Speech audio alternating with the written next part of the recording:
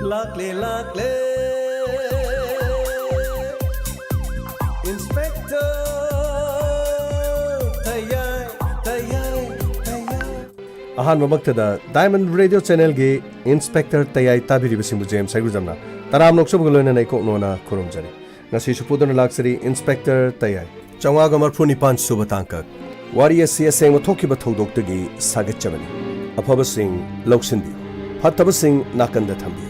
Fattaba sing matau tamge haiduna khanbigan awaba soidina tagani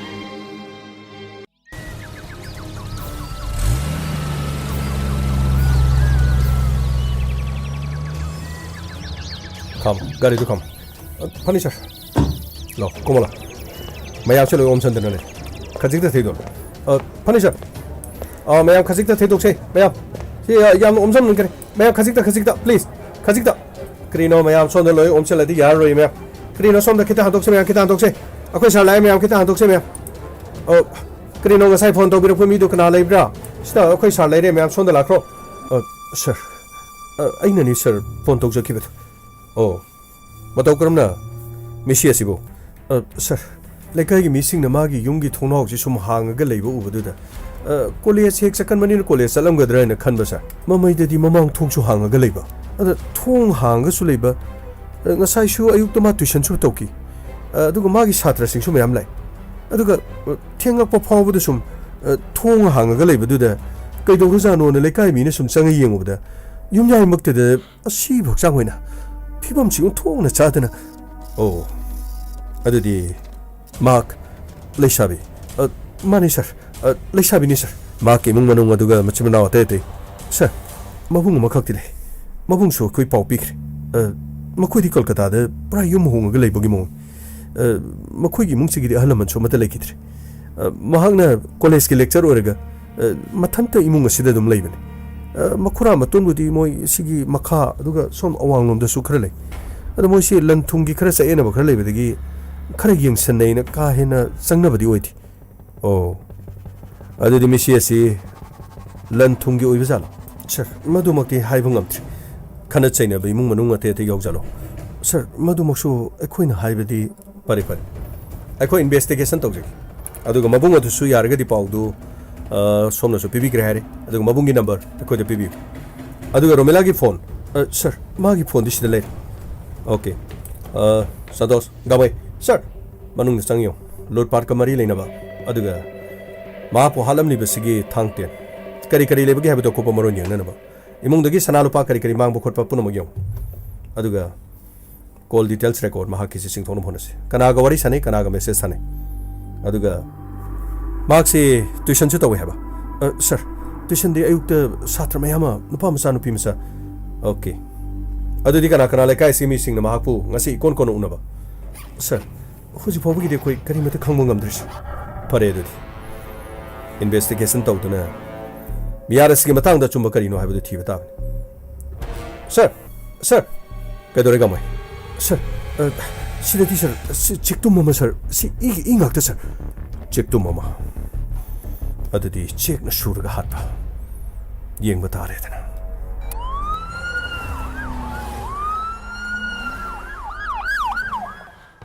yamo ngasi di kana ke dorge yamo kechi ga du khara sana ko na bataw si kari no khang de ko yamo jina ba ado mung de hen dok tre kari no khang de men man ta de yamo as kai non si bo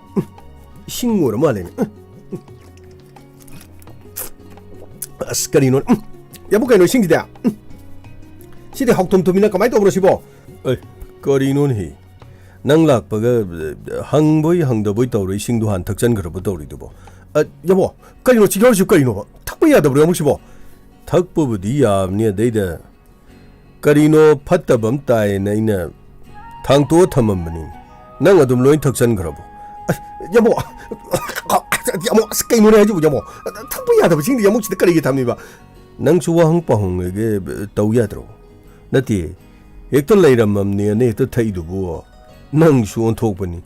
미야마나 미야마부 hau직기 맞담데 타자럭들 맞담시데 낭 나이부 타자림니 나이 싱레이람 액터 턱셀림니 오 카슈부디 까입나티다 ꯐꯠꯇꯕ ꯃꯆꯥ ꯑꯃ ꯀꯔꯤ ꯑꯃ ꯇꯥꯎꯕꯣꯏ ꯀꯔꯤꯕꯣꯏ ꯇꯧꯍꯧꯕꯅꯤ ꯌꯥꯔꯦ ꯊꯛꯆꯟꯈ꯭ꯔꯗꯤ ꯃꯅꯨꯡ ꯆꯪꯈ꯭ꯔ ꯂꯣꯏꯔꯦꯗ ꯑꯗꯩ ꯍꯦꯟꯕ ꯆꯤꯟꯖꯥꯛꯇ ꯀꯔꯤꯗ ꯍꯥꯔ ꯍꯥꯞꯄ ꯃꯌꯥꯝ ꯑꯃ ꯀꯔꯤ ꯃꯌꯥꯝ ꯆꯥꯔꯤꯕꯁꯤꯡ ꯑꯁꯤ ꯌꯦꯡꯂꯨꯔꯕꯗꯤ ꯊꯛꯂꯤꯕꯗꯨ ꯀꯔꯤꯁꯨ ꯀꯥꯏꯗꯦ ꯍꯥꯏꯇꯥꯔꯦ ꯍꯧꯖꯤꯛ ꯃꯇꯝꯗ ꯅꯍꯥꯁꯤꯡ ꯑꯍꯟꯁꯤꯡ ꯑꯉꯥꯡꯁꯤꯡ ꯅꯨꯄꯤ ꯄꯨꯝꯅꯃꯛꯁꯤꯡ ꯑꯁꯤ ꯈꯔ ꯂꯩꯔꯗꯤ ꯍꯨ ꯊꯛꯄꯗ ꯁꯤꯔꯛꯂꯔꯣꯏꯗꯧꯔꯤꯕꯅꯦ ꯑꯁ ꯃꯦꯟꯃꯥꯟ ꯇꯥꯕ ꯅꯠꯇꯦꯗ ꯍꯥꯏꯔꯨꯔꯒꯗꯤ ꯑꯁ ꯌꯥꯃꯣ ꯈꯜꯂꯨꯕꯗ ꯄꯨꯡꯃꯝ ꯃꯝꯕꯝ ꯌꯥꯎꯁꯜꯂꯦꯗ ꯀꯔꯤꯅꯣ ꯇꯧꯔꯤꯁꯤ ꯂꯩꯕꯥꯛ ꯑꯁꯤ ꯑꯁꯣꯝꯗꯅ ꯕꯣꯔꯗꯔ ꯄꯤꯂꯔꯒꯤ ꯁꯣꯝꯗꯅ ꯍꯥꯔꯒꯤ ꯋꯥꯊꯣꯛ ꯃꯁꯤꯒꯤ ꯃꯔꯛ ꯑꯁꯤꯗꯕ ꯀꯣꯔꯣꯅꯥꯁꯤꯅ ꯑꯃꯨꯛ ꯍꯦꯟꯀꯠꯂꯛꯇꯅ ꯌꯥꯃꯣ ꯅꯨꯡꯁꯤꯒ ꯈꯔ ꯅꯨꯡꯁꯤꯅ ꯋꯥꯔꯤ ꯁꯥꯟꯅꯔꯒ ꯅꯨꯡꯁꯤꯕ ꯐꯣꯡꯗꯣꯛꯅꯔꯝꯕꯁꯤꯁꯨ ꯅꯨꯡꯁꯤꯒ ꯑꯩꯒ ꯅꯨꯡꯁꯤꯕ ꯐꯣꯡꯗꯣꯛꯅꯕꯁꯤ ꯉꯝꯃꯣꯏꯗꯧꯔꯦꯅꯦ ꯌꯥꯃꯣ ꯌꯥꯔꯦ ꯍꯥꯏꯔꯨꯔꯒ ꯅꯨꯡꯁꯤ ꯅꯨꯡꯉꯣꯟꯒꯤ ꯋꯥꯔꯤ ꯑꯗꯨꯒ ꯅꯪꯒꯤ ꯅꯨꯡꯁꯤꯒꯤ ꯋꯥꯔꯤꯅ ꯄꯨꯡꯆꯥꯏ ꯆꯥꯏꯔꯤ ꯅꯠꯇꯦ ꯉꯥꯏꯍꯥꯛ ꯂꯩꯇꯅ ꯅꯪꯕꯨ ꯅꯪꯒꯤ ꯅꯀꯣꯛꯇꯨꯗ ꯅꯨꯡꯁꯤ ꯅꯠꯇꯅ ꯑꯇꯣꯞꯄ ꯑꯃ ꯈꯟꯕꯕꯨ ꯉꯝꯂꯤꯕ꯭ꯔꯥꯕ ꯅꯠꯇꯦ ꯅꯣꯡꯉꯥꯜꯂꯦ ꯅꯨꯡꯁꯤꯔꯦ ꯅꯨꯃꯤꯠ ꯇꯥꯔꯦ ꯅꯨꯡꯁꯤ ꯅꯨꯃꯤꯗꯥꯡ ꯑꯣꯏꯔꯦ ꯅꯨꯡꯁꯤ ꯑꯩꯒ ꯂꯩꯃꯤꯟꯅꯔꯦ ꯅꯨꯡꯁꯤꯒꯤ ꯅꯨꯡꯁꯤ ꯉꯥꯛꯇ ꯉꯥꯏꯔꯦꯃꯤ ꯅꯪꯕꯨ ꯅꯠꯇꯦ ꯈꯔ ꯑꯇꯣꯞꯄ ꯋꯥꯈꯜ ꯑꯃ ꯈꯟꯕꯁꯨ ꯑꯗꯨꯝ ꯄꯪꯐꯝ ꯑꯐꯩ ꯅꯠꯇꯦ ꯅꯪꯕꯨ ꯅꯨꯡꯁꯤ ꯅꯠꯇ꯭ꯔꯗꯤ ꯅꯪꯒꯤ ꯁꯪꯁꯥꯔꯁꯤꯕꯨ ꯀꯔꯤꯝ ꯂꯩꯇ꯭ꯔꯕ꯭ꯔꯥ ꯑꯁ ꯌꯥꯃꯣ ꯑꯗꯨꯒꯤ ꯋꯥ ꯅꯠꯇꯦꯗ ꯅꯨꯡꯁꯤꯗ ꯑꯩꯅ ꯅꯨꯡꯁꯤꯗꯅ ꯀꯅꯥꯕꯨ ꯑꯃꯨꯛ ꯅꯨꯡꯁꯤ ꯍꯥꯏꯕꯅꯣ ꯌꯥꯃꯣ ꯑꯁ ꯄꯨꯔꯥ ꯑꯔꯣꯏꯕꯤꯅꯤ ꯆꯩ ꯇꯧꯕ ꯌꯥꯃꯨꯛꯁꯨ ꯌꯥꯃꯣꯅ ꯏꯆꯟꯇꯣꯝꯕꯤ ꯅꯨꯡꯁꯤꯕꯗꯨ ꯀꯔꯤ ꯍꯥꯏꯒꯦꯃꯤ ꯅꯈꯣꯏꯒꯤꯅ ꯈꯤꯇꯪ ꯐꯤꯕꯝ ꯇꯥꯔꯦꯅ ꯇꯧꯅꯨꯗꯤ ꯌꯥꯃꯣ ꯊꯃꯣꯏꯁꯦ ꯈꯜꯂꯨꯔꯒꯅꯦ ꯑꯁꯦꯡꯕ ꯌꯥꯝꯅ ꯆꯥꯏ ꯍꯥꯏꯁꯤꯅꯤ ꯄ꯭ꯔꯥꯟꯁꯤ ꯌꯥꯝ ꯆꯥꯏ ꯑꯁ ꯃꯦꯟꯃꯥꯟ ꯇꯥꯗꯦ ꯉꯥꯏꯈꯣ ꯌꯥꯃꯣ ꯋꯥꯐꯝ ꯑꯃꯅ ꯌꯥꯝ ꯅꯨꯡꯉꯥꯏꯇꯕ ꯋꯥꯐꯝ ꯂꯩꯔꯤ ꯀꯔꯤ ꯑꯃꯨꯛ ꯇꯧꯔꯒꯦ ꯑꯁ ꯀꯔꯤꯅꯣ ꯃꯣꯔꯦꯗꯒꯤ ꯑꯣꯇꯣ ꯗ꯭राꯏꯚꯔ ꯑꯅꯤ ꯁꯤꯗ ꯃꯣꯏ ꯇꯥꯃꯤꯜ ꯀꯥꯡꯕꯨ ꯑꯗꯨꯒ ꯃꯣꯔꯦꯗ ꯃꯌꯥꯝ ꯂꯩꯗꯅ ꯑꯗꯨ ꯂꯩꯕꯁꯤꯡꯗꯨ ꯃꯣꯏ ꯍꯥꯠꯇꯣꯛꯄꯤꯗꯅ ꯈꯣꯠꯇꯅ ꯇꯧꯕꯗꯨ ꯌꯥꯝꯅ ꯅꯨꯡꯉꯥꯏꯇꯕ ꯈꯕꯔꯗ ꯑꯃ ꯊꯦꯡꯅꯕ ꯋꯥꯟꯗꯤ ꯌꯥꯃꯣ ꯀꯃꯥꯏꯅ ꯇꯧꯔꯤꯅꯣ ꯌꯥꯃꯣ ꯃꯣꯏꯗꯨꯕꯨ ꯑꯁ ꯃꯈꯣꯏꯒꯤꯗꯨ ꯇꯥꯕꯗꯕꯨꯗꯤ ꯑꯗꯨꯝ ꯅꯨꯡꯉꯥꯏꯇꯦ ꯑꯗꯨꯒ ꯀꯔꯤꯅꯣ ꯃꯈꯣꯏꯒꯤ ꯍꯛꯆꯥꯡ ꯑꯗꯨꯁꯨ ꯍꯧꯖꯤꯛ ꯐꯥꯎꯕ ꯁꯤꯟꯅꯗ꯭ꯔꯤ ꯍꯥꯏꯕ꯭ꯔꯥ ꯀꯩꯅꯣ ꯃꯔꯤ ꯂꯩꯅꯕꯁꯤꯡ ꯇꯧꯔꯒ ꯏꯃꯨꯡ ꯃꯅꯨꯡꯗꯨꯅ ꯃꯈꯣꯏꯒꯤ ꯃꯁꯥꯗꯨ ꯁꯤꯟꯅꯕꯤꯔꯗꯤ ꯅꯨꯡꯉꯥꯏꯅꯦꯅ ꯏꯃꯨꯡ ꯃꯅꯨꯡꯗꯨ ꯀꯔꯤꯅꯣ ꯉꯔꯥꯡ ꯈꯕꯔ ꯆꯦ ꯑꯃꯒ ꯎꯟꯅꯕꯗ ꯑꯩ ꯍꯥꯏꯐꯦꯠ ꯃꯣꯏ ꯎꯕ ꯐꯪꯉꯤ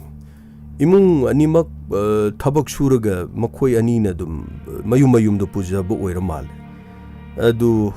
ꯀꯔꯤ ꯃꯔꯝꯒꯤ ꯍꯥꯠꯂꯤꯅꯣꯁꯨ ꯑꯁꯦꯡꯕ ꯃꯔꯝꯗꯤ ꯈꯪꯗ꯭ꯔꯤ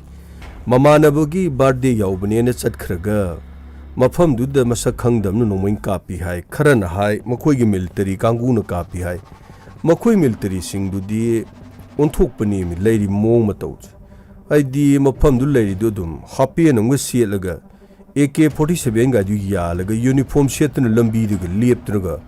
ꯄꯪꯂꯩ ꯂꯩꯕꯗꯨꯗꯤ ꯑꯩꯈꯣꯏ ꯁꯣꯟ ꯄ꯭ꯔꯦꯝꯅꯒꯔ ꯕꯖꯥꯔꯣꯝꯗꯒꯤ ꯉꯛ ꯊꯤꯟꯖꯤꯟꯕꯗ ꯑꯗꯨꯝ ꯎꯔꯦꯗꯅ ꯑꯗꯨꯕꯨ ꯀꯔꯤ ꯇꯧꯕꯩ ꯍꯥꯠꯂꯨꯔꯤꯕꯅꯣ ꯃꯈꯣꯏꯅ ꯀꯔꯤ ꯂꯥꯜꯂꯨꯕꯅꯣ ꯍꯥꯏꯕꯗꯨꯗꯤ ꯑꯩꯈꯣꯏꯅꯗꯤ ꯍꯥꯏꯕꯗꯤ ꯉꯝ ꯅꯠꯇꯦ ꯃꯇꯝ ꯁꯥꯡꯅ ꯃꯤꯂꯤꯇꯔꯤ ꯖꯨꯟꯇꯥꯒꯤ ꯂꯩꯉꯥꯛ ꯑꯃ ꯂꯩꯔꯨꯕ ꯃꯇꯨꯡꯗ ꯆꯍꯤ ꯈꯔꯗꯤ ꯃꯤꯌꯥꯝꯒꯤ ꯃꯤꯍꯨꯠ ꯗꯦꯃꯣꯀ꯭ꯔꯦꯇꯤꯛ ꯒꯕꯔꯟꯃꯦꯟꯠ ꯑꯃ ꯂꯩꯔꯨꯔꯦꯗꯅ ꯗꯦꯃꯣꯀ꯭ꯔꯦꯁꯤ ꯆꯠꯄ ꯂꯩꯕꯥꯛ ꯑꯃꯗ ꯂꯩꯕ ꯃꯤꯌꯥꯝꯅ ꯃꯗꯨꯒꯤ ꯅꯨꯡꯉꯥꯏꯕꯒꯤ ꯃꯍꯥꯎ ꯑꯗꯨ ꯇꯪꯈ꯭ꯔꯕꯅꯦꯕ ꯑꯗꯨꯕꯨ ꯂꯩꯕꯥꯛ ꯑꯁꯤ ꯂꯥꯏꯕꯛ ꯊꯤꯕꯗꯤ ꯗꯦꯃꯣꯀ꯭ꯔꯦꯁꯤꯒꯤ ꯂꯩꯕꯥꯛ ꯑꯗꯨ ꯃꯤꯂꯤꯇꯔꯤ ꯖꯨꯟꯇꯥꯅ ꯀꯨ ꯇꯧꯔꯒ ꯑꯃꯨꯛ ꯍꯟꯅ ꯂꯩꯉꯥꯛꯇꯣ ꯑꯃꯨꯛ ꯍꯟꯅ ꯄꯥꯏꯁꯤꯟꯈꯤꯕꯅꯦꯁꯤ ꯃꯌꯥꯝ ꯂꯣꯏ ꯎꯅꯔꯦ ꯈꯪꯅꯔꯦ ꯃꯗꯨꯗꯒꯤ ꯍꯦꯟꯗꯣꯛꯇꯅ ꯃꯤꯂꯤꯇꯔꯤꯒꯤ ꯂꯩꯉꯥꯛ ꯑꯗꯨ ꯌꯥꯅꯤꯡꯗꯦꯅ ꯃꯐꯝ ꯑꯗꯨꯗ ꯃꯤꯌꯥꯝ ꯀꯌꯥ ꯃꯔꯨꯝꯅ ꯑꯃꯨꯛ ꯏꯍꯧꯀꯌా ꯁꯥꯒꯠꯂꯦ ꯃꯤꯑꯣꯏ 700ꯀꯤ ꯃꯊꯛꯇ ꯃꯈꯣꯏ ꯃꯁꯥꯒꯤ ꯃꯔꯝꯗꯝꯒꯤ ꯃꯤꯗꯨ ꯃꯈꯣꯏꯒꯤ ꯑꯥꯔꯃꯤꯅ ꯑꯗꯨꯝ ꯍꯥꯠꯂꯤꯕꯅꯦꯕ ꯇꯧꯕꯗꯗꯤ ꯃꯤꯌꯥꯝꯒꯤ इहौ अदु ममांगथक्ता थोखिबा मिसि मिना यामना नंखिबा इहौ अदुमक्ति महौसागी यंगनरुबददि खरदि हंतखि लानमीना मियामगी खोलाव नमथननबा खर खक होनखरब मतुंगदे मियोय कांगबु अमा अदुगा लैंगाकी मायोक्ता नोंमै कापा कांगु मम हौरुखिमने मखोय मफम अदु ख्वाइ लुरिसि लान हौबा हाइगद्रा मखोयगी म्यांमार मनुंग अदु खक्ते कांगलुप कुंथ्रानी थोइरोम हेन्ना मपांगन कन्न लेरिमने कइनोन हाइसुब यामो पिखरु लेबाक्तुदा लालहौलुप यामदु कमदौरिबा अस याम लैख्रबजानिदा तोंगान तोंगानबा फुरुप सिंगी लालहौबा मखन सिंग असि मसिंग थिंगमदर लेरिमने मदु खक्ते नत्ते मखन सि पल्लुबदे थोंग यामखरे मसिगिसु मथक्ता म्यांमार लेंगाकी मायोक्ते तोंगान तोंगानबा म्यांमारगी स्टेट सिंगदा लेरिबा कोलाई पाइबा लुप कयानसु लानमीगी मथक्ते एटेक चथरखिब लैख्रमने असुमना माइकै कयादे चथरकपे एटेक अदुबु थेंगननबा लानमीना लौखलकपा ओइना मिचम कया कया अवाबा नंगलमगने हाबिसि मालेमगी अखंगहैसिंगना फोंदोकनरिम मफम अदुगी मीडिया निंगथि नुंगाइना थबक तौद्रबसु मिलिटरी जुंतागी थोंग अदुदा मालेमगी ओइना लेबाक अयामना यानिंगखिबा अमता फोंदोकते मरम अदुना अकनबा सैंक्शन कया थमजिलखिमनिदना मधु फाउबदसु मिलिटरी जुंताना मखोइगी फिरेब करीमतु होंखिदे हाना डेमोक्रेसी की हौरकफम ने हाइनखिरमनी ओंग सान सूची एसु मासु करी मागी पार्टी लुचिंगबदु लानमी मयामना फाजिनखिरमनी हौजु माग जेल द मुग लेरिमना मखोइगी लेंगाक मतमद फमजाव पाइरम मयाम सेंजा थुमजाग मरी लेनब मोंग केस कया मरा लेरियना हौजु हौजि कैसुम संग मखोइ लेरिमने नाकल अमरुम द खुलाई पाइब लुप कया मन लानमी गे नोमैसु कन्ना कापनरी अदुगे हौजिक सुइरांग सिलुइ नत्रि लानमीने सुंगाक पीबा हाइबा म लेतना मयुम मकई फावबु मई थादोकपा अदुगे नुपी कया पाक्तकनेना मसागी लमदा मदुगी नुपी चनुरा कया सुइजन मंगहल्ली गायना फोंदोकपा ले कदाइ फावबु चुम नोइ दुदि आइसु खंग बनते मयामना दुम पाउद करिदा पंगाई हाइनै अदुम अदुबो लाल हौरिबा कांगबुना सु लानमीगे यामना नकनबा मियोइसिंग फावबा हातपा तुपगी थबक कया लेप्तना चथरिमनेब मसिना मरम ओर ममांगी कोविड की लाइचत लाकपद इंडो म्यांमार बॉर्डर थिंजनदना थमलखिबजु हौजिक फावबा हांगोइबा याद्रिमनि तामु अमदि मोरेगा थंगनन लेरिबा नामफालोंग फावबा लेबाक अदुगी लानमी सिंगी लानमी की मायोक्ता लेबा कांगबुगा खुद थोकनबगी थौदोक तोइना थोकपदगी मफम अदु लेतादब मफम अम हुजिक हुजिकसु ओइरिमने यामु करिनो हंदकी म्यांमार के सैगांग रीजन के तमुदा मोरेदगी तमिल मसा अनि सखंगदबसिंगना नोंमैना काबलग हाटखिबगी थौदो अमा लेरिसिदि थौदोसिगी पुंग 12 रोम तारकपदा थोकपो ओइबनिना खुदक्ता मखोइ अनि सिबगी फावदो म्यांमार की माइकैदगिसु अदुगा मोरे रोमदगिसु अदुमक ताबदि फंगनखिदना हक्सांग अनिदु तमुगी हॉस्पिटल द लई हाइदना मयामसु दुम खंगने अदुबो असि हक्सांग अनिदो हौजु फावबा इंडिया द सिनरक्तबगी मसि वफमसु कमाइ तौरिजानोबा लानंगलब मफम अमा ओइबा तमुदा कमदोंना तमिल मचा अनीना मफम अदुगी जगायदु द लेंगा की अयाबा अमा याउदना ममानबगी बर्थडे थौरम अमा चलुबनो हाइबा सिसु अंगकपा अमदि ओइरिमनि तौबदि हौजिकसु लेंगाकना हाइदि मसागे लेंगा की अयाबा याउद्रदि मफम दु चटपदु नसाना सागे दायित्व ओइदौनेना हाइबमसु लेरियेबा ममानबगी बर्थडे की थौरम याउबा चलुबनो मदु करिगी चलिबनो असेंगबा ममानबदुना वाफमदु मखोइ लाअमि नत्र लाअमदे हाइबि फोंदोरकपा वाफमसु ताद्रि अखोइन तादबु ओइरमसु याइको अदुबु मिचम अमना सुमना चथोक चसिन तौबसिदे कोविड-19 की लाइचत लेखरा मतुंगदा हौजु फावबा इंडो म्यांमार बॉर्डर गेटसिंग हांगद्रिमनिना लेना सिनसु हेंगले हाइबि पावम तामनि मोइ कीबजाला नत्रगा संबल कांसिलगा लाई मखोइना पुरकपा पोट चै कया योलमी अदुगा मखोइना पांबा पोट लेरगा दुम सटखि हाइबि थौंग अतोपा लेबजाला अमरोमदा साम राइफल्स नसु मसि दुम खंगी मदुदि म्यांमार की लानमिन सु खंगी खुल अनि एसी अतोपा गेट अचौबा सि थादोक्त्रसु अतोपा संबंधगी लागा मोरे बाजार दा हौजी म्यांमार रोमदगी नुपी कया फौजिलागा पोचै योलि मयाम सि मणिपुर देम लाक नत्ते मखोइ लाक्लिबदो म्यांमार दगी तमुदै लाक्लिब नत्रो मखोइ लाइफ सिंगदो खोइनदि खुद थार मखोइ हालुबदि नत्ते नोमगी चरा तांदे यादे मना मसिंग योलिबा मणिपुर की मोरे हाइना खंगनरिबा मफम असिदा म्यांमार नुपी मयाम नुपा मयाम ला योलि सिंगसिदि करिसु थिंगबा नत्ते मसि नाकन अनिमकि लानमिनसु लोइन खंगिमने अदुबु करिसु थिंगबा पिनदि हिंगनबगी दमकता पंगहोट होनमने न दुम लोइ लौनरिम गाक्तने तमिल मचानी दुइ चमचमना ममानबगी दे चलुब्रा हाइबदुदि चपचानदि खंगमद्रि अदुबु मफम मरांग खंगखंगौदना मखोइ अनि हाटखरे अदुगा कनाना हाटपनो हाइबा मखोइ मसेल निंचिनदुना लेरि हाइबा पावमसु तारि अदुबु हिंदू लाइनिंग चटपसिंगी ओइनदि असि बक्सांग अदु मयुमदा सिनरकलगा मखोइगी ओइबा मथौ मंगमदु पांगथोकपदु तंगाइ फदबा थौदांगमदि ओइरिम थौदोग अदु थोखरा मतुंगदा सि बक्सांग मांगहनखरे हाइदुना बॉर्डर द खुंदारिबा लेबाक अनिगी मियामना नुंगना थानाबै थौदोंसु थोखरे मियाम कया अमा सोपनसु नंखरम अदु मतंग सिद पनबा याबा वफमदि तमुद इंडिया मचानी मसक खंगदबसिंगना नोंमैन कापतुना हाटखिबै थौदोग अदुदे याम लाइन लौदि चुमलोय कमदोंना कनाना हाटखिमनो आइदु खंगदोंना होनगदमनि थौदोग अदुगी टेक्साक मरी लेनबो अथॉरिटीन लौफम थोक्त्रो मरमदि लेबाक अमा पांदुना लेरगा करिगुमा मखल अमतिगी वायल मत तौदना मीबु हेक्ता हाटपा आइसि अमनबु ओइरसु अमनबु ओइरबसु मदुगी टेक्चाक तुदि मखोइन पुफम थोकलिमने थौदोक अदु मखोइना लालेने हेक्ता हाइजगदम लेखिद्रब सिंगी मुंग मनुंगदा तंगाइ फदना कंपेंसेशन मखोइना पिगदम अमरोमदा मणिपुर लेंगाकनसु थवाइ याउद्र बक्चांग अनिदु असि बक्चांग अनिदु फंगहनबु होनबा याबदि मिडियंग चंगबसु चुम्मे से अइ वफमदि थमनिंगे दिमुंग मनुंग अदु मखोइ अनि लेत्रमनि मुंग दोजि करि सुरु चादोरिमनो अमोरे Morea lay biri mayamaduga lamdam silleri singnasu lenga kaya biyaudana di sumaina sang by si kudong tining ID oire si handaki tawdok sina phajana di taklum ni hairi assume yam saita we ko yamuna haibadi saita tasengna yamungi waphonju pula mek thamuga mayam de phongdokna badi chatna ba yabadi asyadi yabjane du yamu sina ko ta phongdok bwani kana ta bini tawrisi men ta de pura arroi bini haji kande semlo ade ima throni de kichi sarjo jaslo lo as hauju pu kisi mukcharu khidori bitawsu yamung lawada chahobuna phanida as karino sidiki di khara lerga free de charu law bamoni thawrani na hairoi kang manung da chaw herak poni kang manung na tabadi hayeng thamda da kichi charu law uti charu law kana so hairoi yamu law chasilo se hagulo se as nangi wasima ikai khangdab de chincho le duni tawdori se as yare de yabuk chaning dam sarunda horen uti asang bodu jar haidarak bodu usoi duga unde law se law chasilo as Pagi degi Kanglen ye uti sab selin tawis Santos sir atobu matamda call details record nang puthonang honagadam sir yam thuni gaurani ja aduga hauji si imung manung adugi miosing makura maton sing akoi wahang pong da yad baraga sida tuition to sa thar sing du law habdu sir loina haikre sir ayam loina mama paga lakpa aduga masam salak pa yauran yawno pare Baraga sida Romila gi ma ki mobile number mother last call message thanaba sir ko adi gi luji sir ma ki whatsapp hangam what whatsapp hangde sir whatsapp se hangda bani sir anyway whatsapp hangdri du hoji ki matamda mahan oja moi banina tonga bana ha sing natraga ma ka khangna ba chana ba sing na message thajalak da karan turan tharakani natraga social media yawning da badi tawborambe adu magi phone adu yamna kupni yengbadi tangai fadabane messenger da wari sanaramba sir yangjagi sir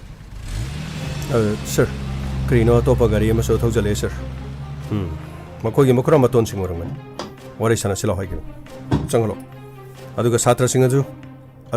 singaju saladi mapa masida tongana ka sida pagni sir yamakoi lapio somda kari oja romila gi makura sing wibibra Mani bungo aikoi ni sonda lapio sonda akoi sar sida leire sonda lapio kurumjari sir aikoi lei khidrabi romila gi aina makura han aduga sina makura itonton ai yeng mathak ta leibani gi ta daduna mahakti taibong thadok tu na chatkre haibi aikoi bo mafam asida kobi basigi kari maram gi Oh, yam nungai jere yamba. Yamba gi mingdom thabi. Ai gi mingdi biren koi. Ai gi naunu pa gi mingna dhiren koi. Ai khodi gi kari khangbining ba takpi. Oh, yamba biren. Ai khone tajabada adungi chanupi thokpa romila. Mahakadi changna ba khona ba silek tamale. Hoi. Ai khoi mahaka changna ba khona ba si ka hena tawdi masigi maram si kari maram gi lan thungi lowing khol gi sampatti gi natraga topa kari maram ibungo inspector ibungo na hangbirabani na ai khoi low singi di thoidokpa mangon dai khoi kari su nungai tabaleite isanu pa han namadusu haibadi romila gi mabung dusu kolkata da leben Madi mafam adu da thabak chawna tawbani na mafam adu da dum leirani haina sukhal adubu aina khanbadadi mafam masida mahak thoina lakani haibasu thajati amore low in khol gi maram da de khoi kari su leite ko ibungo oh ekone tajabada de kero le kaina hapet hairak pa pawda low in khol ga mari leina ba mong da imung manung ani sinung sinaba khara wale Masina maram oraga machanu pi lei sabidu makhoina hanatuna yengi madugi wafam dwaran wafam yambagi masan karigi nuksiro karigi mahak poi khoina khallo adubu mahak larik hairabani college ta thabak tawrabani haidana mangonda mukpa makhak ai khoina khang aduga ai gi naunu pa dhiren da songbiu mahak ai khoi ga punna leiminasi aduga mando macha leiriba sing angang sing leiriba sing asiga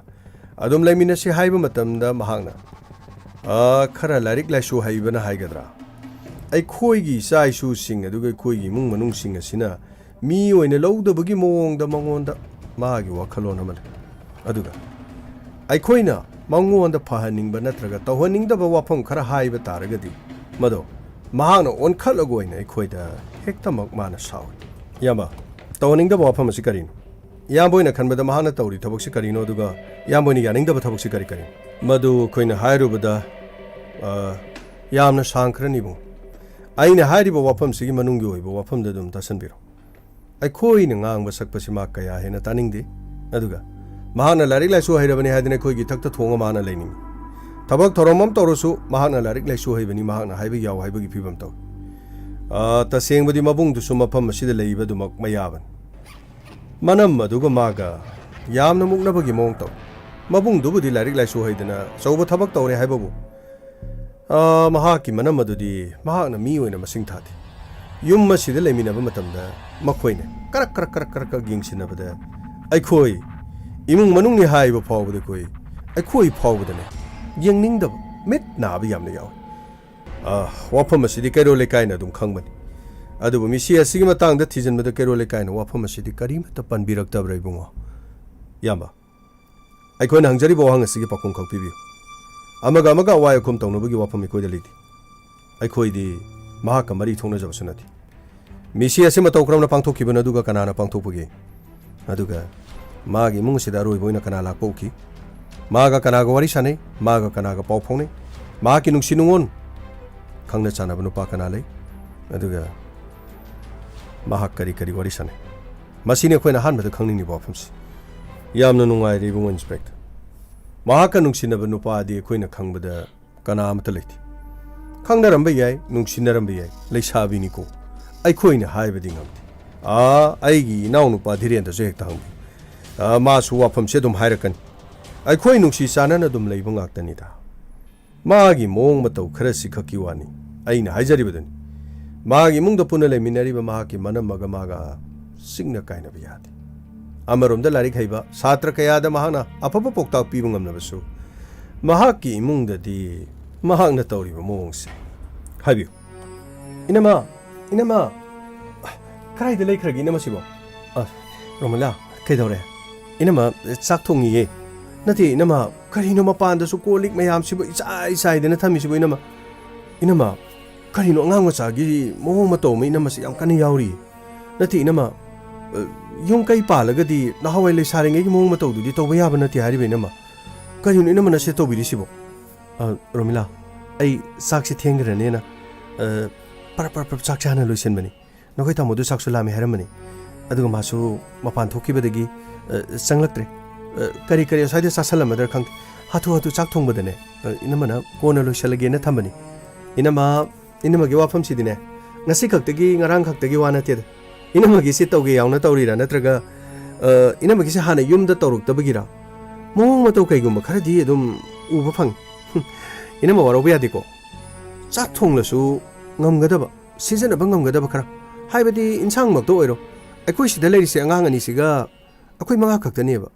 ꯑꯗꯨꯔꯗꯤ ꯆꯥꯕ ꯉꯝꯒꯗꯕ ꯑꯗꯨꯒ ꯍꯌꯦꯡ ꯆꯥꯅꯅꯕ ꯉꯁꯤ ꯈꯤꯇꯪ ꯈꯥꯎꯕ ꯍꯥꯏꯁꯦ ꯍꯌꯦꯡ ꯈꯤꯇꯪꯒ ꯍꯪꯆꯤꯠ ꯈꯤꯇꯪꯒ ꯄꯨꯟꯖꯜꯂꯗꯤ ꯅꯨꯃꯤꯠ 2-3 ꯂꯩꯔꯒꯗꯤ ꯅꯣꯡꯃꯒꯤ ꯏꯟꯁꯥꯡ ꯑꯃ ꯑꯣꯏꯒꯗꯧꯔꯤꯅꯤ ꯏꯅꯝꯃꯅ ꯈꯨꯠ ꯆꯥꯎꯅ ꯃꯁꯤꯗꯩꯗ ꯌꯦꯡꯕꯤꯌꯨꯅꯦ ꯏꯅꯝꯃ ꯃꯅꯤꯡꯁꯤꯗꯕꯨ ꯆꯥꯛꯄꯨ ꯀꯔꯤꯅꯣ ꯑꯩꯈꯣꯏꯒꯤ ꯏꯃꯨꯡꯁꯤꯗ ꯃꯁꯤꯗꯩꯗ ꯁꯥ ꯌꯦꯟ ꯄꯤꯖꯅꯕꯅꯦꯅ ꯄꯨꯔꯛꯄ ꯃꯁꯤꯗꯩꯗ ꯑꯆꯧꯕ ꯀꯣꯟꯁꯤꯡꯁꯦ ꯄꯤꯛ ꯊꯜꯂꯒ ꯄꯥꯊꯣꯛꯑ ꯂꯩꯔꯤꯕꯁꯤꯡꯁꯤ ꯏꯅꯝꯃ ꯅꯠꯇꯦ ꯏꯅꯝꯃ ꯌꯨꯝꯗꯨꯕꯨ ꯂꯧꯁꯤꯡ ꯐꯧꯒ ꯌꯥꯝ ꯂꯣꯛꯇꯅ ꯏꯅꯝꯃ ꯖꯣꯔꯣ ꯍꯦꯛꯇ ꯊꯣꯡꯕꯤꯔꯛꯄ꯭ꯔꯥꯕ ꯔꯣꯃꯤꯂꯥ ꯅꯪꯒꯤ ꯋꯥꯍꯩꯗꯣ ꯏꯅꯝꯃꯁꯨ ꯏꯀꯥꯏꯕ ꯐꯥꯎꯏ ꯍꯣꯏ ꯆꯥꯕ ꯀꯣꯟꯅꯔꯣꯏꯗ꯭ꯔꯥ ꯑꯣꯏꯗ꯭ꯔꯥꯅ ꯈꯤꯇꯪ ꯊꯣꯡꯕꯗꯒꯤ ꯍꯦꯟꯖꯤꯟꯈꯤꯕ ꯑꯣꯏꯔꯝꯒꯅꯤ ꯑꯩꯁꯨ ꯌꯥꯔꯤꯃꯈꯩꯗꯤ ꯑꯗꯨꯝ ꯂꯦꯝꯗꯅꯕ ꯌꯥꯝꯅ ꯀꯟꯅ ꯍꯣꯠꯅꯕꯅꯤ ꯑꯗꯣ ꯏꯅꯝꯃ ꯑꯗꯨꯝ ꯇꯞꯅ ꯁꯨꯝ ꯇꯧꯔꯛꯀꯦꯗ ꯈꯔ ꯂꯩꯔꯒꯗꯤ ꯀꯣꯟꯅꯔꯛꯇꯕ꯭ꯔꯥꯁꯨ ꯈꯪꯄꯣꯟꯇꯦꯗ ꯑꯩꯈꯣꯏ ꯏꯅꯝꯃꯁꯤ ꯌꯥꯏꯀꯣ ꯉꯔꯥꯡ ꯅꯍꯥꯟꯗ ꯂꯥꯛꯄꯒꯤ ꯃꯑꯣꯡꯗꯅꯤ ꯏꯅꯝꯃꯁꯤ ꯑꯉꯥꯡ 2 ꯁꯨꯔꯕꯅꯤ ꯑꯗꯨꯕꯨ ꯍꯧꯖꯤꯛ ꯐꯥꯎꯕꯗ ꯏꯅꯝꯃꯅ ꯍꯣꯡꯗꯣꯛꯄ ꯉꯝꯗ꯭ꯔꯤꯕꯁꯤꯅꯗꯤ 이놈아 하행와익 파나 꾸이네 레이라버스 이놈아 홍도뽕 감가네 하이바 타제디 파레 이놈아 아이수 콜레스 가다바니 이놈아 아도 아스 카리노미 이놈아 시다 떠오르시보 ngarangi set chabi phirol mayam sibo amatta thupchandane ste sofa mathak sida loina thammi sibo kari no basibo as yararodi ina masidi sidi ina magi sidi tawge yauna tawbo manjale da sidi Romila nangna hari do chomdi loina chomi adubu nangna ngang ba sakpase ingo mi loina mangak thangka thangka tana loina yengle loina tadana leri hera ina ma mini yenge ngo tagi taw kari no ina mana se ju chadar di kai no ngang ta ba hai ta ba natro nati aina soibudi ina mana ingon da takadawni ina ma se yum masita lakti la he babu ai gi di ina mani adu chahi di aina kitang hale ba isu khang adubu ibung na lawrabani ina matari sibu sum takna kidraba nati mingau da ina mana kauriana ina ma wafam khudi makti ingon da take ga di khanjam biragon aina hari singse sat sat sat in manane ina magi khwai diga phaba tung da ni sa ni hauri ko yamna phabo igane ba ina ma aduga ina ma yum da takpi tam birak ta bi hawno khangda bi mong du di aidi yam pam jati ko taseng na harbada aidi chuk pam jadi haisin Romila chumi ai nangi namane nangi nabungi nupi aingonda gi nangna chahi ohum gumba mari gumba hale adubu nabungna lawrabani ai nangi na namatar ipai pugi mingau thagau chana lon chat haiba makhakti leidana amarom da nangna aina thabak luisin da bagi amadi aina poche leman mamangan bagi ingonda ngang adubu nangna ingonda thaksi khasi naidana ngang liba wadudi nangbu larik haibi amane haiga doribro ina magi sidi amna nongning bai wani ne ingonda go on khatta nai heta khumak bai wani ne ina ma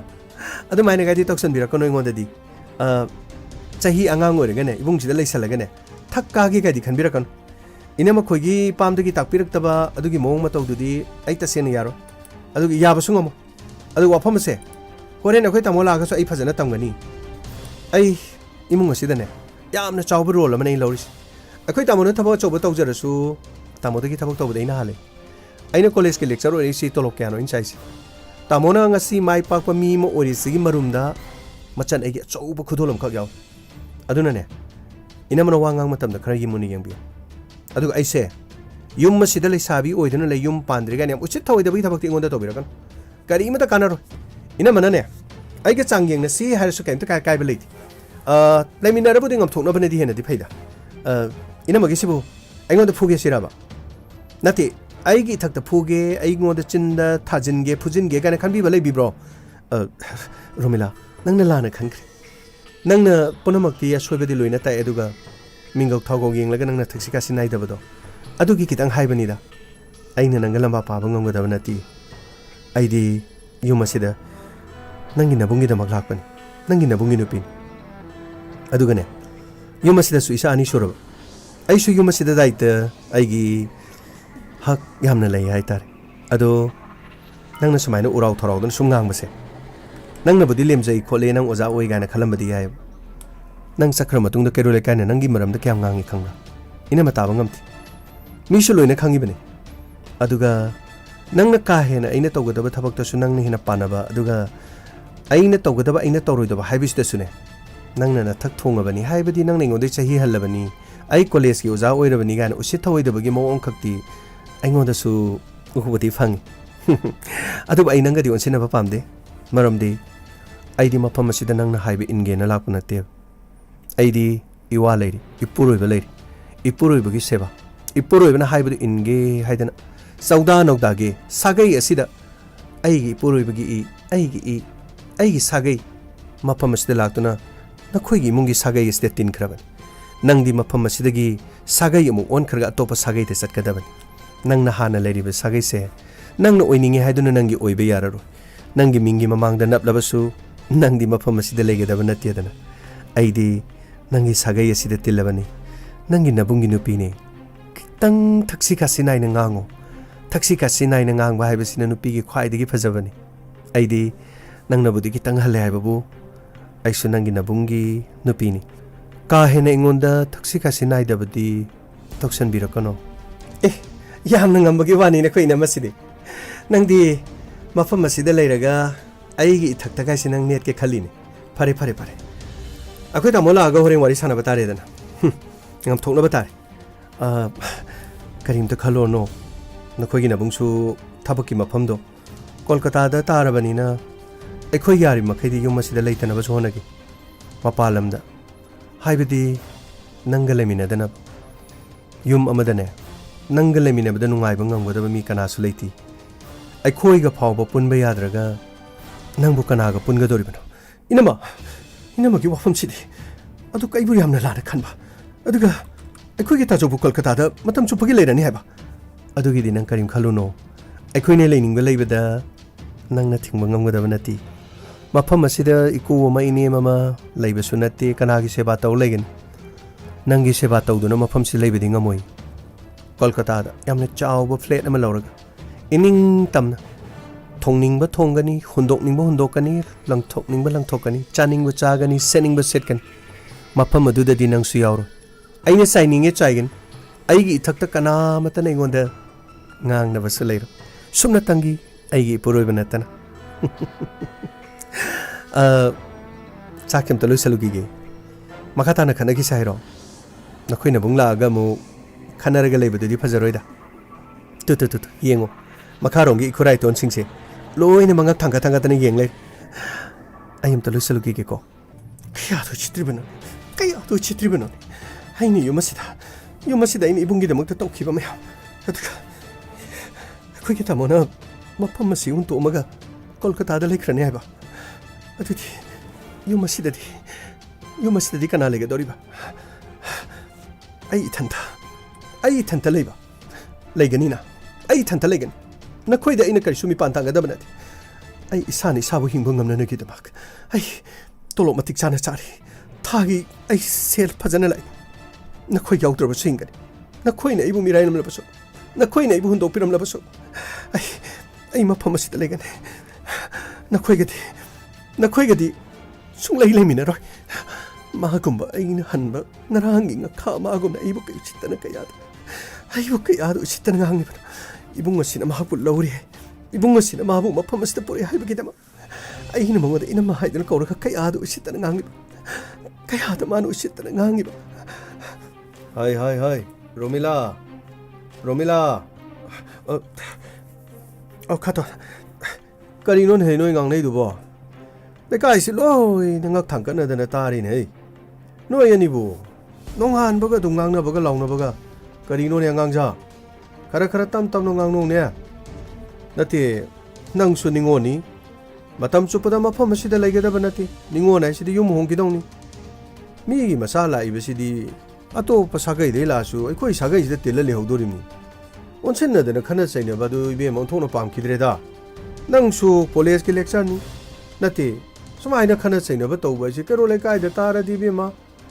ꯅꯈꯣꯏꯒꯤꯁꯨ ꯄ꯭ꯔꯦꯁꯇꯤꯖ ꯏꯖꯠꯇꯨ ꯃꯥꯡꯉꯤꯗꯅ ꯏꯖꯠ ꯁꯣꯛꯑꯦ ꯍꯥꯏꯔꯤꯕ ꯑꯗꯨ ꯈꯔ ꯅꯣꯏꯕꯨ ꯐꯥꯊꯅꯧꯅꯤ ꯏꯕꯦꯝꯃ ꯅꯣꯏꯕꯣ ꯇꯥꯕꯗ ꯌꯥꯝ ꯅꯨꯡꯉꯥꯏꯇꯦ ꯈꯥꯇꯣꯟ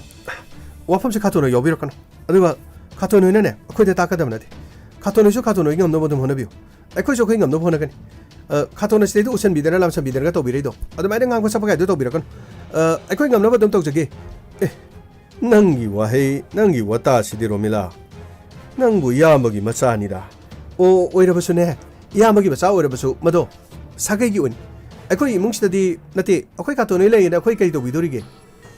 ꯈꯥꯇꯣꯟ ꯍꯣꯏꯅ ꯁꯦꯝꯕꯤꯔꯛꯄ꯭ꯔꯕ ꯑꯩꯅ ꯑꯣꯖꯥ ꯑꯣꯏꯔꯤꯕ ꯑꯩꯅ ꯀꯣꯂꯦꯖꯀꯤ ꯑꯣꯖꯥ ꯑꯣꯏꯁꯤꯕꯨ ꯈꯥꯇꯣꯟ ꯍꯣꯏꯅ ꯁꯦꯝꯕꯤꯔꯛꯄ꯭ꯔꯣ ꯑꯩꯈꯣꯏ ꯏꯕꯨꯡꯅ ꯊꯕꯛ ꯇꯧꯗꯅ ꯍꯧꯖꯤꯛ ꯀꯜꯀꯇꯥꯗ ꯊꯕꯛ ꯇꯧꯒꯗꯣꯏꯁꯦ ꯏꯕꯨꯡꯁꯦ ꯃꯤ ꯑꯣꯏꯅꯕ ꯁꯦꯝꯕꯗ ꯑꯩꯒꯤ ꯇꯣꯂꯣꯞ ꯑꯩꯒꯤ ꯄꯩꯁꯥ ꯌꯥꯎꯔꯤꯕ ꯑꯗꯨꯒ ꯃꯥꯅ ꯅꯨꯄꯤ ꯊꯤꯔꯒ ꯑꯩꯕꯨ ꯃꯥꯒꯤ ꯅꯨꯄꯤꯅ ꯑꯁꯨꯛ ꯍꯟꯊꯅ ꯉꯥꯡꯕ ꯑꯗꯨꯒ ꯈꯥꯇꯣꯟ ꯈꯣꯏꯅ ꯆꯨꯝꯃꯔꯥꯟꯁꯨ ꯌꯦꯡꯗꯅ ꯍꯦꯛꯇ ꯑꯃꯒꯤ ꯃꯊꯣꯡ ꯃꯔꯝꯁꯨ ꯈꯪꯗꯅ ꯍꯦꯛꯇ ꯃꯤꯆꯪ ꯆꯪ ꯍꯦꯛꯇ ꯌꯥꯎ ꯌꯥꯕ꯭ꯔꯣ ꯈꯥꯇꯣꯟ ꯍꯣꯏꯅ ꯑꯩꯕꯨ ꯀꯔꯤꯅ ꯈꯟꯒꯦꯕ ꯅꯠꯇꯦ ꯈꯥꯇꯣꯟ ꯍꯣꯏꯅ ꯑꯩꯕꯨ ꯀꯔꯤꯅ ꯈꯟꯒꯦꯕ ꯌꯥꯔꯦ ꯔꯣꯃꯤꯂꯥ ꯌꯥꯔꯦ ꯑꯣ ꯌꯥꯅꯤ ꯌꯥꯎꯕꯤꯔꯛꯀꯅꯣ ꯀꯔꯤꯃꯠꯇ ꯌꯥꯎꯕꯤꯔꯛꯀꯅꯣ ꯍꯥꯏꯁꯤꯅꯤ ꯑꯁꯨꯝꯅ ꯏꯕꯨꯡ ꯃꯥꯅ ꯏꯃꯨꯡ ꯑꯗꯨꯗ ꯃꯧꯗꯨꯒ ꯈꯟꯅꯕ ꯃꯇꯝꯗ ꯑꯩꯅ ꯋꯥꯍꯩ ꯈꯔ ꯍꯥꯏꯔꯒ ꯈꯥꯝꯂꯨꯕꯒꯤꯗꯃꯛ ꯃꯍꯥꯛꯅ ꯉꯥꯡꯂꯛꯈꯤꯕ ꯋꯥꯐꯝ ꯃꯁꯤ ꯈꯛꯇ ꯅꯠꯇꯦ ꯇꯣꯉꯥꯟꯕ ꯋꯥꯐꯝ ꯀꯌꯥ ꯃꯔꯨꯝ ꯂꯩꯈ꯭ꯔꯦ ꯑꯩꯈꯣꯏꯒꯤ ꯏꯅꯥꯎ ꯗꯤꯔꯦꯟ ꯈꯣꯏꯅꯒ ꯇꯝꯃꯛꯑꯗꯤ ꯇꯥꯕꯒꯤ ꯂꯣꯏꯕ ꯅꯥꯏꯔꯣꯏ ꯑꯩꯈꯣꯏꯒꯤꯁꯨ ꯂꯧ ꯁꯔꯨꯛ ꯑꯗꯨꯝ ꯊꯨꯡꯏ ꯃꯈꯣꯏꯒꯤꯁꯨ ꯂꯧ ꯁꯔꯨꯛ ꯊꯨꯡꯏ ꯑꯗꯨꯕꯨ ꯂꯩꯔꯤꯕ ꯂꯧꯐꯝ ꯑꯗꯨ ꯑꯩꯒꯤ ꯏꯆꯥꯅꯨꯄꯥ ꯑꯍꯟ ꯍꯥꯏꯕꯗꯤ ꯏꯌꯥꯝꯕꯒꯤ ꯃꯆꯥꯅꯨꯄꯥ ꯑꯍꯟꯁꯤꯅ ꯀꯣꯜꯀꯇꯥꯗ ꯃꯍꯥꯛꯅ ꯆꯠꯈꯤꯗꯧꯔꯕꯅꯤꯅ ꯂꯩꯍꯧꯔꯤꯕ ꯂꯧꯐꯝ ꯑꯗꯨꯗꯤ ꯅꯤꯉꯣꯟ ꯃꯥꯒꯤꯗ ꯄꯥꯟꯁꯤꯟꯕꯗꯤ ꯄꯥꯟꯁꯤꯜꯂꯩꯅꯨ ꯃꯗꯨ ꯃꯍꯥꯛꯀꯤ ꯃꯕꯨꯡ ꯂꯩꯔꯤꯕꯅꯤꯅ ꯃꯕꯨꯡꯒꯤ ꯋꯥ ꯇꯥꯎ ꯍꯥꯏꯅ ꯍꯥꯏꯔꯨꯕꯗ ꯃꯍꯥꯛꯅ ꯅꯣꯡꯃ ꯑꯩꯒꯤ ꯏꯅꯥꯛꯇ ꯂꯥꯛꯑꯒꯦ ꯈꯥꯇꯣꯟ ꯑꯝꯇ ꯊꯣꯛꯄꯤꯔꯣ ꯈꯥꯇꯣꯟ ꯑꯝꯇ ꯊꯣꯛꯄꯤꯔꯣ ꯀꯔꯤ ꯇꯧꯔꯦ ꯔꯣꯃꯤꯂꯥ ꯈꯥꯇꯣꯟꯅ ꯀꯔꯤꯅꯣ ꯂꯧꯒꯤ ꯃꯇꯥꯡꯗ ꯀꯔꯤꯅꯣ ꯋꯥ ꯌꯥꯝ ꯉꯥꯡꯉꯦꯅ ꯍꯥꯏꯁꯤꯕꯨ ꯅꯠꯇꯦ ꯈꯥꯇꯣꯟ ꯈꯣꯏꯁꯦ ꯊꯕꯛ ꯑꯝꯇ ꯂꯩꯇ꯭ꯔꯕ꯭ꯔꯕ ꯀꯔꯤꯒꯨꯝꯕ ꯊꯕꯛ ꯑꯝꯇ ꯂꯩꯇ꯭ꯔꯕꯣ ꯑꯩꯈꯣꯏ ꯏꯕꯨꯡꯗꯣ ꯑꯩꯅ ꯁꯦꯝꯕꯅꯦꯕ ꯑꯩꯁꯦ ꯀꯌꯥꯔ ꯍꯥꯟꯅ ꯍꯥꯏꯈꯣꯒꯦꯕ ꯑꯩꯈꯣꯏ ꯏꯕꯨꯡꯅ ꯊꯕꯛ ꯇꯧꯖꯔꯤꯕ ꯄꯨꯝꯅꯃꯛ ꯃꯍꯩ ꯇꯝꯕꯗꯒꯤ ꯈꯣꯠꯄꯗꯒꯤ ꯑꯩꯅ ꯃꯉꯣꯟꯗꯒꯤ ꯊꯕꯛ ꯇꯧꯕ ꯍꯥꯜꯂꯦ ꯑꯩꯅ ꯂꯦꯛꯆꯔ ꯑꯣꯏꯔꯤꯁꯦ ꯃꯗꯣ ꯃꯗꯒꯤ ꯐꯪꯕ ꯄꯩꯁꯥꯗꯨꯅꯅꯦ ꯏꯕꯨꯡꯁꯦ ꯄꯩꯁꯥ ꯊꯥꯔꯒ ꯃꯍꯩ ꯇꯝꯍꯜꯂꯀꯥꯟꯗ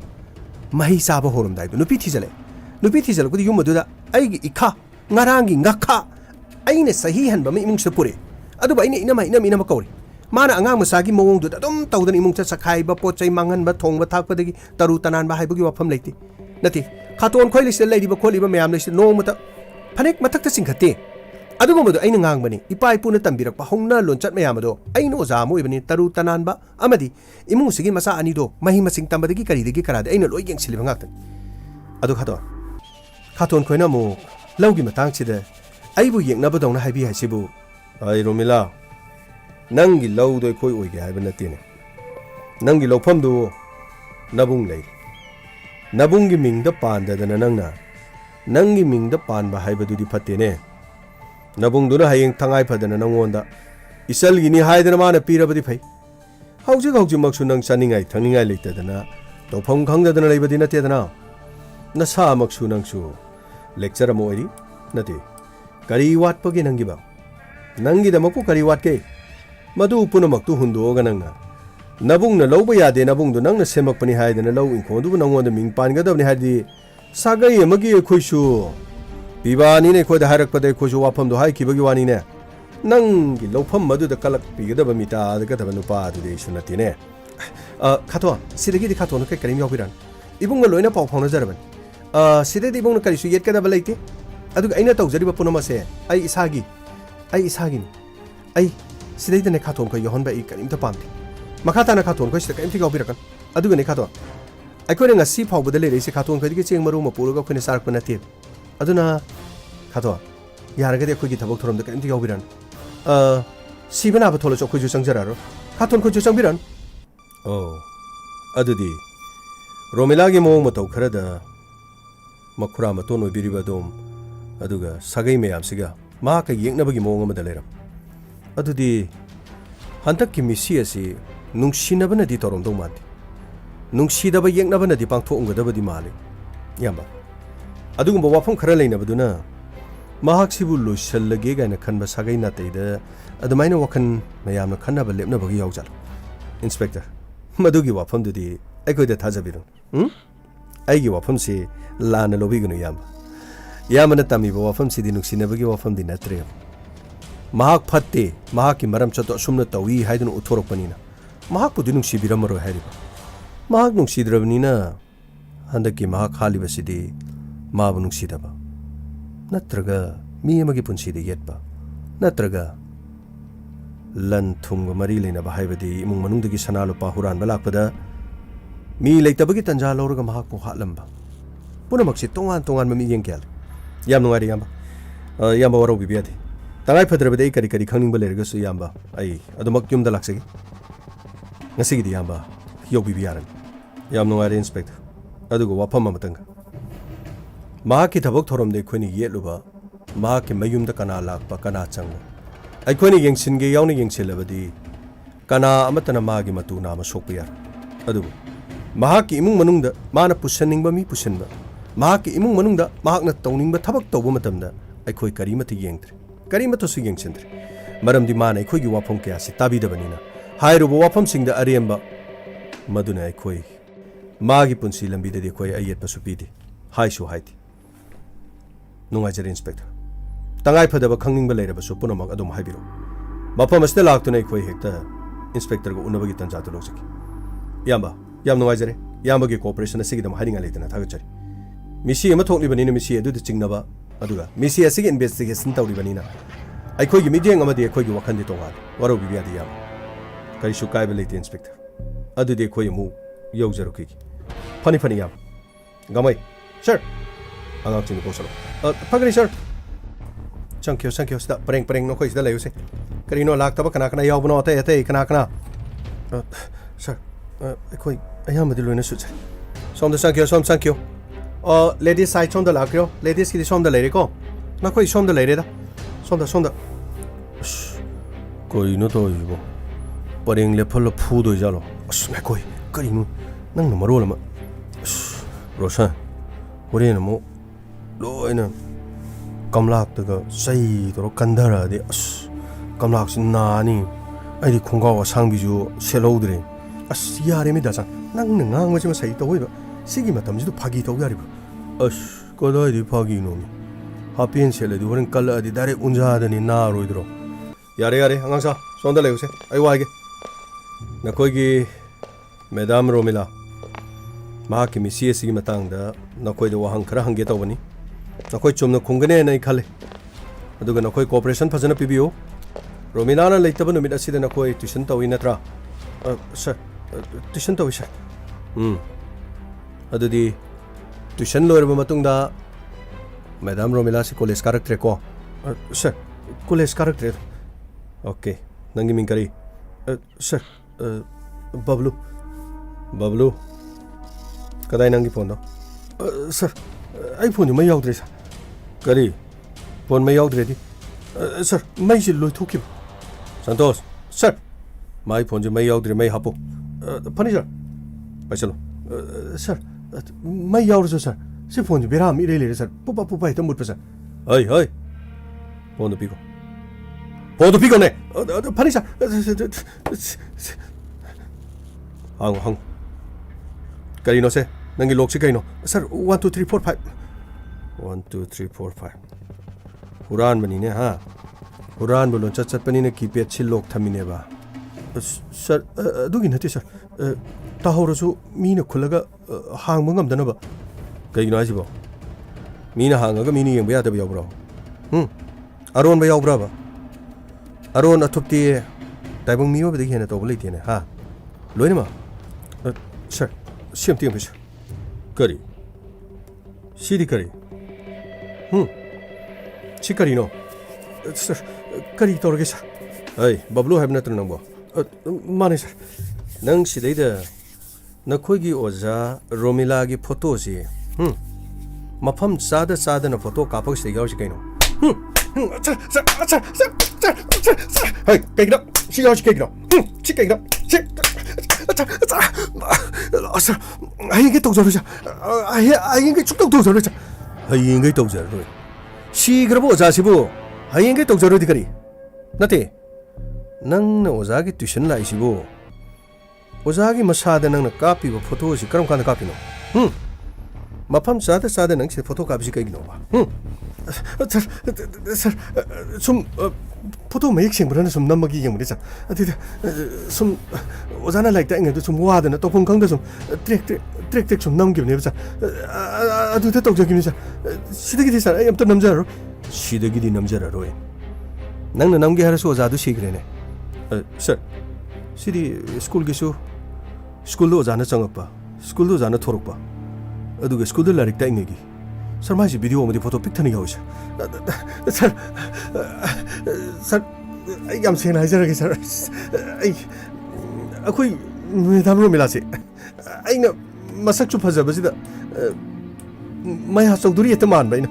ꯃꯥꯁꯤ ꯑꯗꯩꯗ ꯁꯨꯝ ꯃꯁꯛꯁꯦ ꯐꯖꯕꯗ ꯑꯩꯅ ꯁꯨꯝ ꯄꯪꯅꯝꯗ ꯅꯝꯖꯕꯅꯦꯕ ꯑꯩꯒꯤ ꯗ꯭ꯔꯤꯝ ꯒꯔꯜꯅꯤ ꯍꯥꯏꯇꯥꯔꯦ ꯁꯔ ꯑꯗꯨ ꯁꯔ ꯑꯩ ꯑꯣꯖꯥꯗ ꯑꯩ ꯀꯔꯤꯝꯇ ꯀꯥꯔꯟ ꯇꯥꯖꯗꯦ ꯑꯩ ꯃꯦꯁꯦꯖꯁꯨ ꯊꯥꯖꯗꯦ ꯑꯣꯖꯥꯗ ꯂꯝꯕꯤꯗ ꯆꯠꯂꯒ ꯑꯩ ꯃꯅꯤꯡ ꯃꯇꯣꯝꯁꯨ ꯁꯥꯖꯗꯦ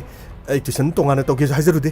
ꯑꯣꯖꯥꯗ ꯑꯩꯅ ꯀꯔꯤꯝꯇ ꯑꯄꯟꯕꯁꯨ ꯄꯤꯔꯨꯗꯦ ꯑꯩꯅꯀꯔꯤꯝꯇ ꯍꯥꯏꯖꯔꯨꯗꯦ ꯑꯩꯅ ꯑꯀꯥꯏꯕꯗꯨ ꯄꯤꯔꯨꯗꯦ ꯑꯩꯅ ꯀꯔꯤꯝꯇ ꯑꯣꯖꯥꯗ ꯅꯨꯡꯉꯥꯏꯇꯅꯕꯁꯨ ꯑꯩ ꯀꯔꯤꯝꯇ ꯍꯥꯏꯖꯈꯤꯕ ꯂꯩꯇꯦ ꯁꯔ ꯑꯩ ꯀꯔꯤꯝꯇ ꯍꯥꯏꯖꯩ ꯐꯣꯇꯣ ꯈꯛꯇ ꯁꯨꯝ ꯅꯝꯖꯕꯅꯦ ꯑꯩꯅ ꯆꯥꯛꯆꯕꯒꯤ ꯉꯥꯎꯖꯕꯒꯤ ꯁꯨꯝ ꯑꯩꯅ ꯁꯨꯝ ꯇꯧꯖꯕꯅꯤ ꯅꯠꯇ꯭ꯔꯥ ꯑꯋꯥꯡꯉꯝꯕ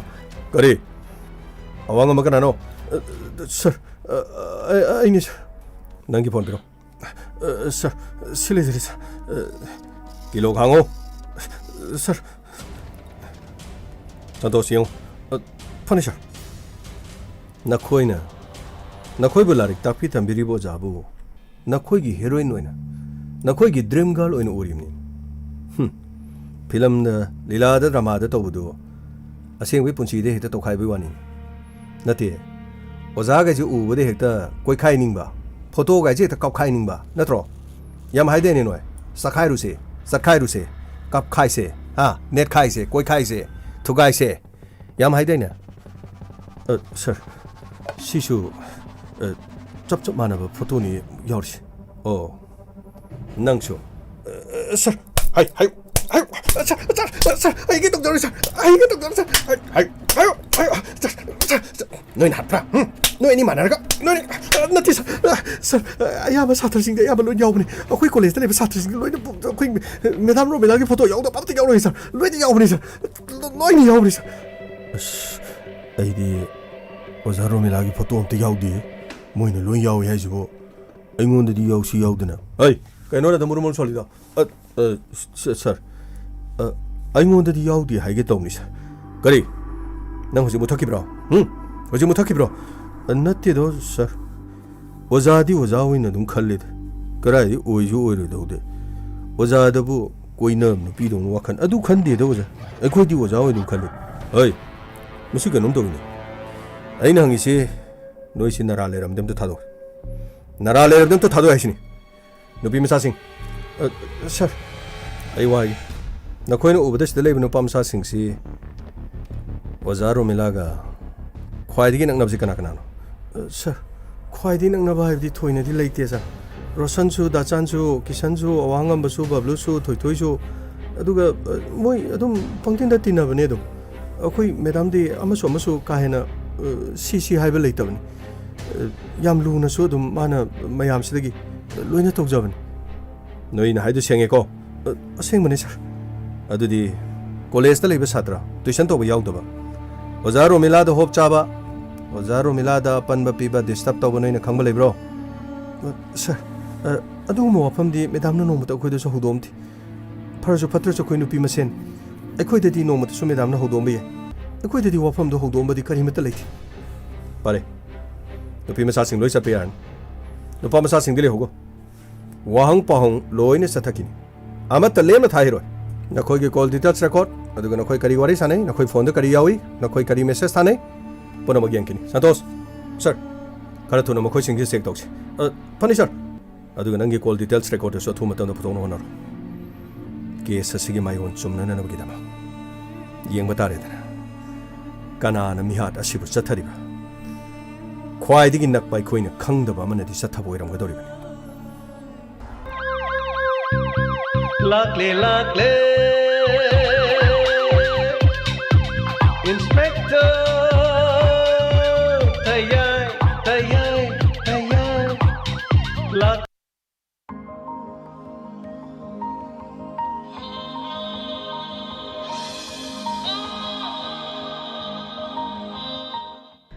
Hauzuta Bikre Inspector Tayay Tharomasigi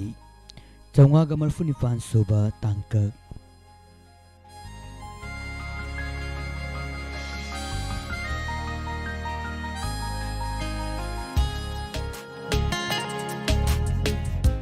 Loina Nagasigi Tarumasilapata Barde Taribami Shingasigi with Mayam Puna Piminasi Jiten Kumar Kangembam, son of Kehis Manyar and Kundalay Mongsangai. Nasi Ipong Numina Lakpa Matamda Diamond Radio Marketigi Aifu Mongol Pizari Tauru Taruba Tabak Kudimakta Mai Pakpa Anai Yaugdaba Punsinung Sangba Miyamgi Seba Kuina Tawang Ambo Ibiu Haidana with Pizari Amadi Sinam Lia, daughter of Sinam Manichandra and Bizabati Wangsing. Nasi Sinam Liagi Mapuk Namina Lapo Matamdasu Diamond Radio Marketigi Aifu Mongol Pizari Tungda Lakadaba Punsida Nungay Aifaba Mitoy Mihenba Irebak Iram Damasigi Kananabagidamog Yaifanabagidamag Tola Taraba Singidamag Seba Tobangambao Ibiu Haiduna Diamond Radio Marketigi with Pizari